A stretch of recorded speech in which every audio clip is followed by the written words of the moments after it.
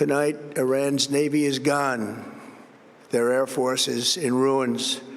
Their leaders, most of them, terrorist regime they led, are now dead. Never in the history of warfare has an enemy suffered such clear and devastating large-scale losses in a matter of weeks. Escalation or exit? The president says that the military's objectives in Iran are almost reached and that we could see an end to this conflict by the end of April. But he's not done yet, and that is driving stocks lower today. The president also left the door open for a knockout blow: energy-targeted strikes that would cripple the Iranian regime once and for all. Welcome to the Big Money Show, everyone. I'm Jackie DeAngelis, along with my co-hosts Taylor Riggs, Dagan McDowell, Brian Bremberg, and with us for the hour, Making Money host Charles Payne. The message last night was pretty clear. America did the heavy lifting. Now the rest of the world might have to step up.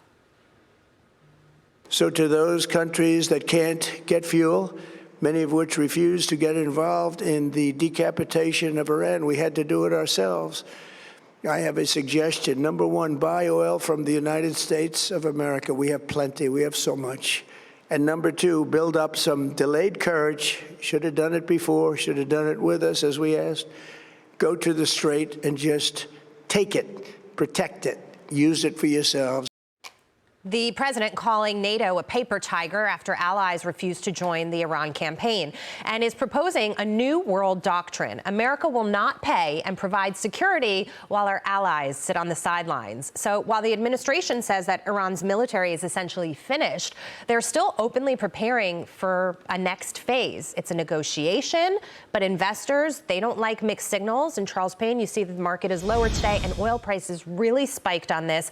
Again, he let us know the duration yesterday was going to be another 2 to 3 weeks, but that sort of uncertainty is definitely hitting this market. It is, but I think it's a chain reaction. So if you look at oil, if you look at the oil short ETF, they had $977 billion in buying. That's about 1 million times more than ever before. So some of this, I think, is short covering. And then, of course, we've already twice gone positive, twice already today's session. Okay. Massive intraday reversals, massive, bam, just like that. So don't panic right now. I felt like he gave us a timeline. Hopefully 2 to 3 weeks is the timeline. It's ironic that in some ways it feels like the market is okay whether we walk away from the Strait or not, just the market itself, not commerce, not businesses, not countries, not nations. And I thought the most pointed thing, obviously, was for two things, two audiences. China, our military has done extraordinarily well against your defense systems that you sold to Iran that didn't work. We wiped out all your air defense stuff. Everything you sold to them did not work. Any other nation that's buying from you probably should think twice. And Europe, listen, you know what? From the Marshall Plan until now, the budgets, our defense budgets, keep the free world free. Our technology keeps the free world free. All they do is tax our technology, but they don't have their own. And the lack of gratitude. One thing I can tell you from knowing President Trump, I don't think he hates anything more than people being ungrateful. Yeah. So and this is what's probably frustrating him more than anything else. Listen, we know the UK isn't going to send an armada. They may have a ship. If they send a rowboat, we'd be okay with it. We know France isn't going to send. We know that these countries have let down their defenses. That's why Russia was okay invading Ukraine, because they knew there would be no pushback from the nations that are most vulnerable to the next wave of Russian attack. Not America. We have to come in there. We have to write the checks. Right. We have to send the know-how. So listen, we all should be fed up with that arrangement. It's not a good arrangement. I think a lot of Americans are, Charles, to your point. Dagan, we were talking about this yesterday when he said the 2 to 3 week extension of this, that it would cause more market volatility. Perhaps we're seeing that. We didn't really hear anything new from him. We didn't hear that we were making some sort of offensive, although he left the option open, said the talks are ongoing. We don't really know what's going to happen in the next 2 to 3 weeks. And so this volatility could continue. I mean, that was our forecast yesterday.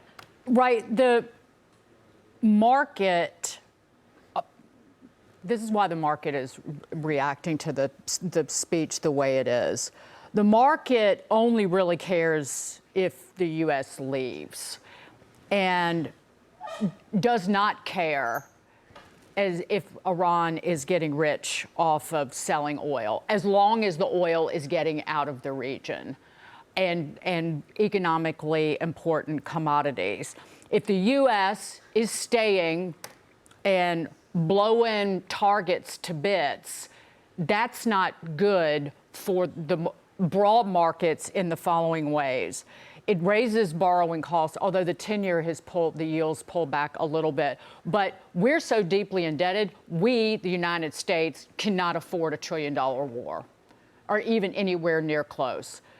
It raises borrowing cost because we've been completely profligate prior to this day and $39 trillion in debt.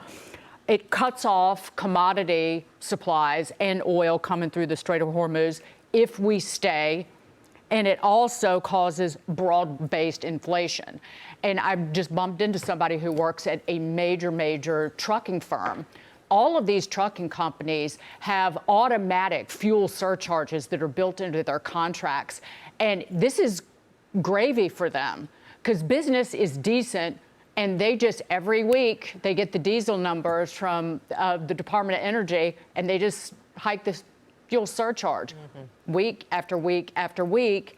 And as long as the demand is there, these companies are doing fine. The small truckers, screwed. But my point is that when you have costs at a trucking firm that are being passed on to all of the customers, that's how you get a broad increase in prices across an economy. And you will see that in the coming weeks. Okay. Also, Taylor, in the speech last night, he talked about NATO. He bashed them, to Charles's point, but I left that for you. Well, Austria, just the latest, I think an hour ago, saying that they've denied U.S. military access to their airspace. No surprise, because NATO never shows up when we need it. And I think we're actually proving Trump's point that if NATO needed us, we would show up. I think it was the German defense minister a few weeks ago that secretly said, we know that Israel's doing our dirty work for us because they won't do it, but then won't show up when we need them to come and help. And so I think, unfortunately, this is proving the point that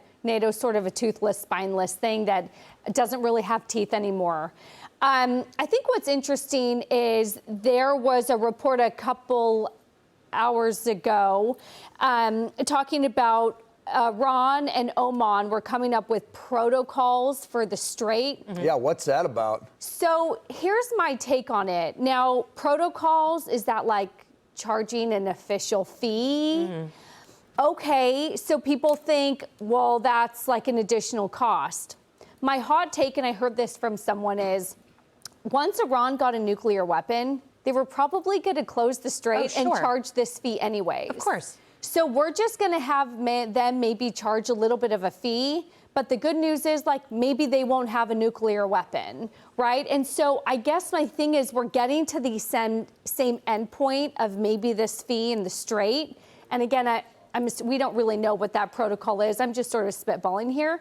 But at least we're going to get to the end point with, hopefully, without them having a nuclear weapon. So that's sort of the good news. And I think the market then did a massive swing down 1 or 2% up to try to pop into positive territory, because that shows if there's enough pain for everyone. We need the Strait open. Iran needs the Strait open.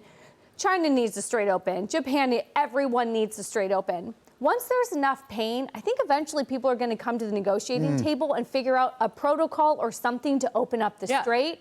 And then the Strait's open, and maybe our negotiating power is you open the Strait, maybe we stop bombing you. I don't know. What Lindsey Graham was on with Hannity last night, and he said, among other things, the senator, Iran's ability to finance terrorism is gone. Yeah. No, it's not. Actually, they're shipping oil. We're allowing them right now to try and keep oil prices in check, to sell oil to, well, even India for the first time in 7 years. And yes, the Strait will reopen because Iran needs the money and will charge a toll, and the entire region needs to move commodities, and the world does as well. But guess where that money's going to go? Unless we remove the regime to rebuild fully and wholly Yeah. for malign activities.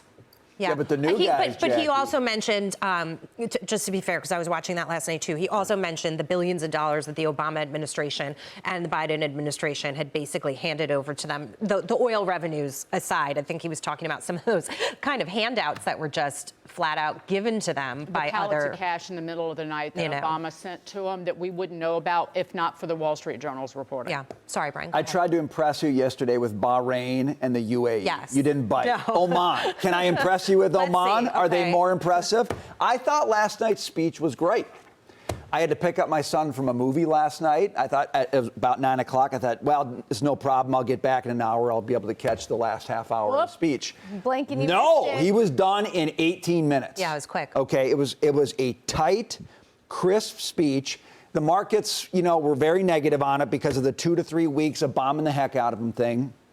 But I thought he was actually straight on the money. All the press before the speech were like, well, he's probably going to drop out of NATO and he's going to taco, right? He's going to chicken out and just leave Iran. And he didn't do any of that stuff. He wants to finish the job. He's hitting them hard. Of course, in a Trump negotiation, you're going to hit them the hardest when you probably think a deal is the nearest, right? You don't want to back off them. He's given these guys till what, April 6th to clear the strait, okay? He's going to pound the heck out of them until then. By the way, that's Monday. Yeah, so that's Monday, right? So he's turning up the heat on these guys. And I just think what you didn't hear last night was we're in this for a forever war. This is going to go on, forever. He was very clear about the limitedness of the engagement. And again, the media wants to tell you it's all chaos. There's no objective. The objective changes from day to day. He's like, no.